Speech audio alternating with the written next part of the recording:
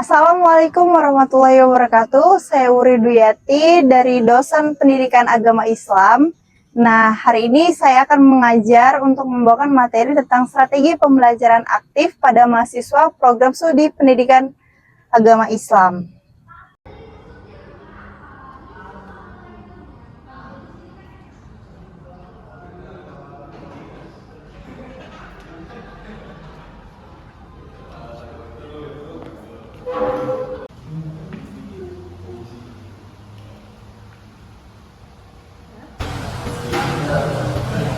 Assalamualaikum warahmatullahi wabarakatuh.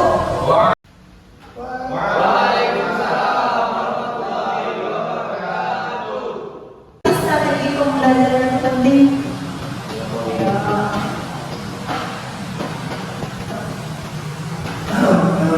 Kenapa strategi pembelajaran itu penting? Karena agar proses pembelajaran itu dapat terlaksana dengan baik. Ada lagi? Ada lagi mana? Ya. Ada lagi? Oke. Nah, jadi berkaitan dengan strategi pembelajaran, yang pertama yang harus kita tahu adalah belajar. Nah, pada dasarnya belajar itu adalah dari yang tidak tahu menjadi tahu. Gitu. Ibarat kata kayak anak kecil gitu kan. Anak kecil dia kalau udah tahu kalau api itu panas, kecuali kalau kita kasih tahu api itu panas. Jadi jangan bisa sama halnya dengan belajar. Belajar itu tanpa batas, tanpa arah. Jadi makanya kamu datang ke sekolah, datang ke kampus, itu supaya kamu mendapat arah tujuan kemana sih kamu mau larinya. Sama dengan halnya kemana sih arah kita mau dibawa. Sama cintamu itu juga pasti harus terarah kan. Iya, Jadi sama juga manusia kita juga harus terarah gitu. Nah, jadi strategi pembelajaran yang tepat bisa membantu kita untuk mempermudah dalam memahami materi pembelajaran. Jadi satu hal yang harus penting, ini semua ngajar kan? Tidak perlu. Untuk pelajaran apa? PKN. Selain PKN? Kalau tadi PAI lalu. Ya, Nah, menurut kamu lah, bidang studi kita ini ada PKN, PAI, ada matematika dan lain apa? Ya, berbeda kan? Nanti setiap strategi itu punya kebutuhannya masing-masing, tergantung itu mau dibawa kemana. Sama halnya dengan misalkan ini PPKN. Dalam satu PPKN kan pasti ada banyak materinya, ya kan? Tidak semua materi yang dalam satu bidang studi itu dengan menggunakan strategi yang sama, pasti menggunakan strategi yang berbeda. Oke, next saya. Nah ini dia, ada yang namanya aktif, partisipat, konstekstual, dan kolaboratif. Oke, nah menurut kamu pembelajaran yang aktif atau partisipasi itu pembelajaran yang seperti apa? Namanya juga ada pembelajaran aktif dan partisipatif. Berarti dia pembelajarannya harus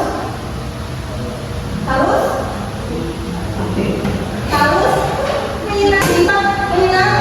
Makanya kita jadi guru tuh, apalagi matematika juga pasti anak-anaknya matematika males banget maksudnya gitu kan, apalagi konseptual. Nah, konseptual itu kan ibaratnya dia fokusnya sama kita aja, sama si gurunya aja, tidak ada balik ke siswa gitu. Jadi cuma fokusnya sama gurunya aja. Jadi guru itu dari awal sampai akhir menjelaskan, berceramah. Jadi balik lagi semua itu tergantung materinya seperti apa dan kayak gimana. Itu ada pembelajaran aktif. Nah, kalau dengan pembelajaran konseptual itu tadi kamu masih ceramah dari awal sampai akhir, tapi tidak ada baliknya ke siswa.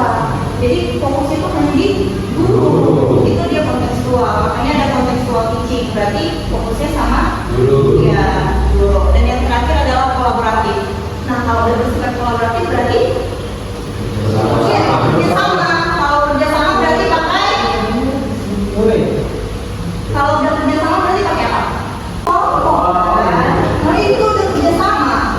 Kalau kamu sendiri kan udah sampai kerjasama ya. Namanya satu sama lain. Jadi kolaboratif itu dia adalah pembelajaran secara kelompok. Jadi dalam strategi pembelajaran itu ada yang namanya berkelompok, ada yang namanya kontekstual, dan ada yang namanya pembelajaran aktif. Nah, apa yang cocok untuk bidang studi kita dengan strategi pembelajaran ini? Karena begini konsepnya, Di dalam strategi pembelajaran itu ada yang namanya metode, ada yang namanya teknik, ada yang namanya apa lagi? Ayo, metode, teknik, satu lagi gaya. Nah, pasti kamu pernah dengar kan? Kita sebagai seorang guru, seorang guru ceramah, demonstrasi, lalu tanya. Itu namanya metode. Metode itu cara. Sedangkan kalau strategi itu adalah segala sesuatu bagaimana perencanaan proses pembelajaran kita berjalan dengan lancar dengan memasukkan ada yang namanya metode, ada yang memasukkan namanya taktik, teknik, dan gaya mengajar. Itu ada yang namanya strategi. Nah, sedangkan kalau misalnya teknik kita gimana sih mengajarnya? Contoh, kayak saya itu jalan, ya mungkin teknik saya seperti ini, teknik mengajar saya. Ibaratnya kayak face to face ke kamu, tanya jawab langsung, itu namanya teknik. Nah, kalau gaya itu tadi setiap orang punya gaya mengajarnya masing-masing. Ada tipikal guru yang duduk aja, jangan ngasih ini gimana gitu. Ada yang tipikal guru satu lagi yang suka jalan aja segala macam menyampaikan materi ada. Nah, jadi gaya mengajar itu tergantung orangnya. Makanya setiap guru yang kita tadi bapak ini kayak gini. Nah, berarti kan kamu meneliti dari gaya mengajar dia. Sebenarnya metode apa sih sebenarnya gaya? Nanti dalam strategi mengajar ada itu semua lah di dalamnya. Oke, next. Nah, lanjut. Terangkan strategi aktif, kontekstual, dan kolaboratif untuk pembelajaran yang lebih bermakna. Jadi dalam proses pembelajaran itu, ketika kita menyampaikan materi, nggak cuma harus berjalan secara efektif dan efisien, tapi pembelajaran itu harus bermakna. Maksudnya apa sih pembelajaran bermakna? Ada yang tahu nggak? Pembelajaran bermakna. Ayo. Pembelajaran bermakna. Ayo. Apa nak? Sultan?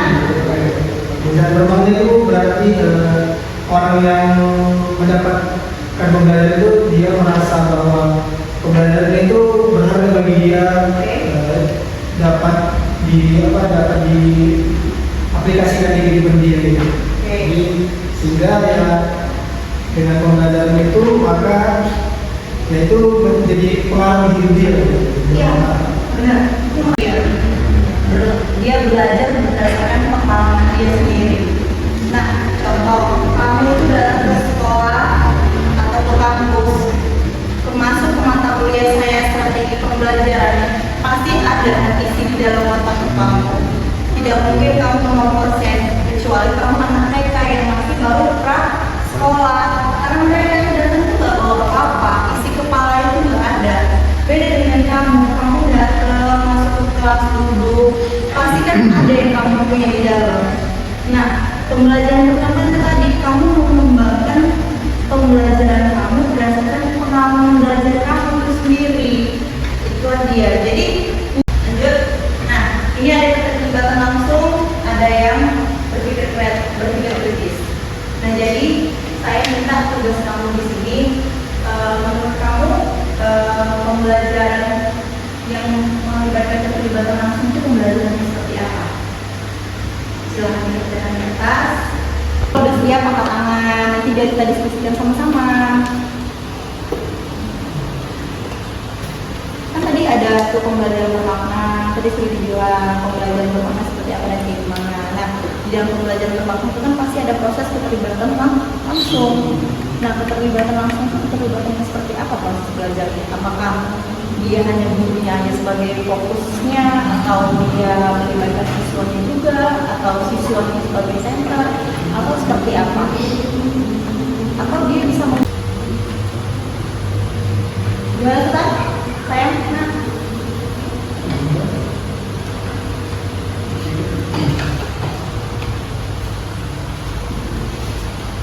Oke.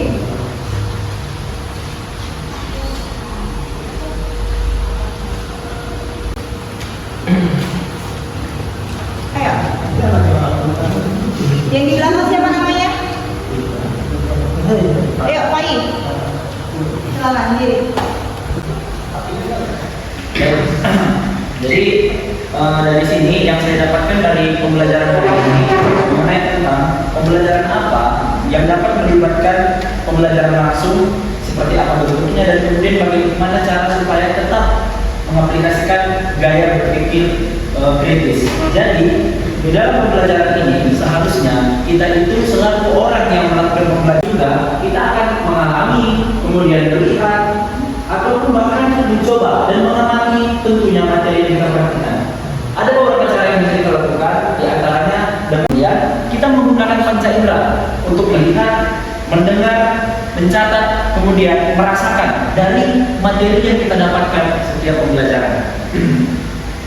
Contoh, kita mempelajari masalah keuangan. Nah, dalam masalah keuangan ini kita akan langsung mencatat pemasukan dan pengeluaran kita sendiri. Kemudian contoh yang kedua adalah kita belajar tentang aturan jalan, di mana dalam aturan jalan ini kita akan belajar mengamati lalu lintas tentunya. Kemudian yang terakhir adalah contoh belajar tentang sebuah berita, yang dimana dalam sebuah berita ini kita akan langsung mencari sumber mana sumbernya yang sifatnya asli dapat diverifikasi dengan baik atau sumber yang tidak jelas atau akan melahirkan hoax. Baik, itu saja. Terima kasih. Oke, ada lagi yang menanggapi? Sepakat? Oke. Nah, jadi dari jawaban si Pak tadi sebenarnya dari pengalaman kamu sendiri, jadi guru itu sebagai fasilitator. Kalau zaman dulu guru itu bukan hanya sebagai fasilitator, tapi jadi fokusnya, jadi senternya. Tapi kalau sekarang tidak, guru itu hanya sebagai fasilitator, sebagai sarana. Jadi kita ini kayak mengarahkan kamu tuh harus seperti apa dan kayak gimana.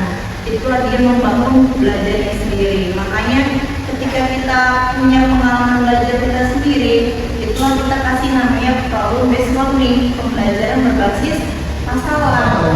Jadi guru ini memberikan masalah kepada samanya itu sendiri. Jadi mereka akan belajar dari pengalamannya untuk mewujudkan pembelajaran bermakna. Nah, seperti itu. Oke, sampai sini ada yang bertanya? Sebelum lanjut,